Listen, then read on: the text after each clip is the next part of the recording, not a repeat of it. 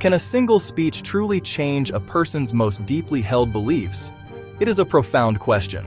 For many, faith is a foundation, a bedrock. Life, family, tradition. It is not something easily shaken. Yet, words have power. A clear idea, delivered with force and conviction, can plant a seed of doubt that grows into a new way of seeing the world.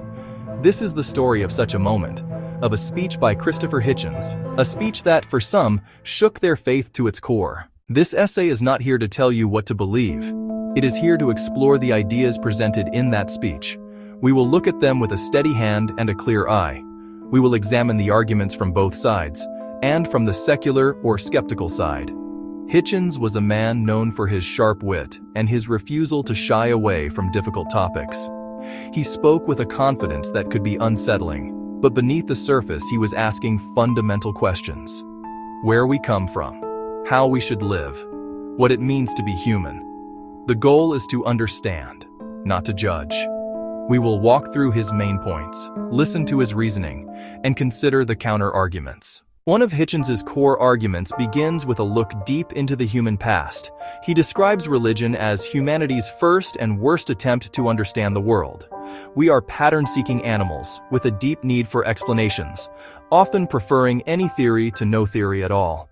In a fearful world of mystery, we did not know what caused disease. We did not understand the stars or why the seasons changed. Religion arose to fill that void, offering simple, immediate answers that comforted and ordered life. Being first, these stories embedded into culture. But first does not mean correct. Science arrived later with better answers. Germ theory, astronomy, evolution, explanations that render older ones obsolete. Alchemy versus chemistry, astrology versus astronomy. Why cling to Bronze Age explanations when our tools have evolved? Hitchens then moves from history to psychology. He argues that certain teachings, like original sin, damage human dignity. First, they tell us we are born broken, sinful from our first breath, guilty of crimes committed before we were born. A fundamental assault on self-respect. Then, the bargain shifts. Despite your worthlessness, the universe is designed with you in mind. You are the center of a cosmic drama. If you object yourself, you can be saved. The maximum appeal to the abject and the egomaniac, psychological whiplash. It teaches that our moral compass is untrustworthy without a celestial dictatorship. He counters, morality is innate, born of solidarity, empathy, and reason. We do not need eternal punishment or reward to be good to one another. Religion, he argues, took our existing morals and claimed credit for them. Hitchens was a passionate defender of the secular state. He took his oath as an American at the Jefferson Memorial. The First Amendment, no establishment, no interference, was, to him, monumental. The wall of separation, bedrock of a free society. Mr. Jefferson, build up that wall. He warned against public money funneling into religious groups, against creationism and intelligent design in science class. Chemistry is for chemistry, not alchemy. Astronomy, not astrology. He opposed authority that cannot be verified, yet seeks laws for all. A healthy society questions, debates, even ridicules ideas. No special exemptions. Laws should stand on evidence and consequences, not on any scripture. The wall protects conscience, believer and non-believer alike.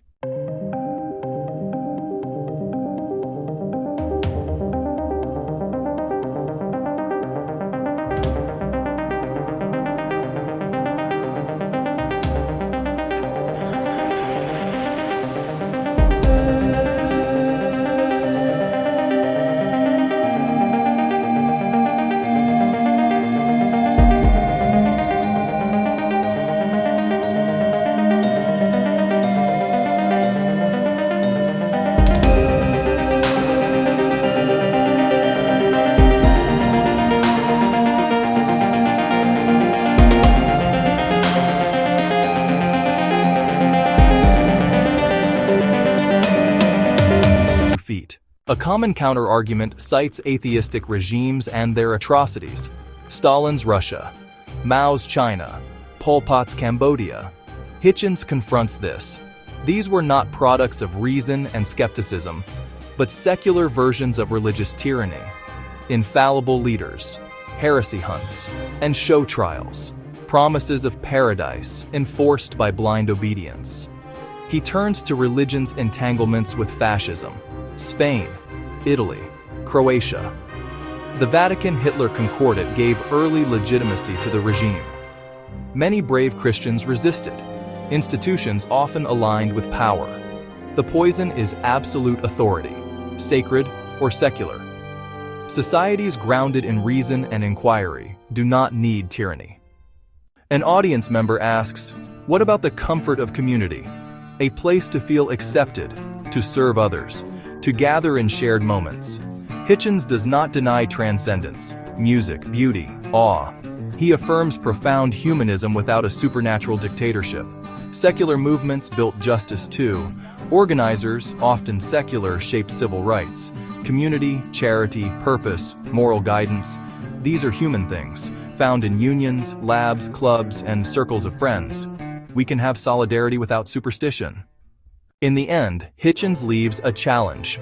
Name one moral action or one moral statement made by a believer that a non-believer could not make. He claims it cannot be done. For some, this speech shook faith and permitted forbidden questions. It offered a logical frame for existing doubts. For others, it strengthened belief by testing it. For all, it invited an honest, rigorous conversation. A call to think for oneself. Why would you want it to be true? Why live in a universe supervised by an unchallengeable ruler? Only you can answer. Our aim is clarity, not verdicts. Share your thoughts respectfully below and subscribe to Sacred Arguments for more debates, speeches, and intellectual discussions.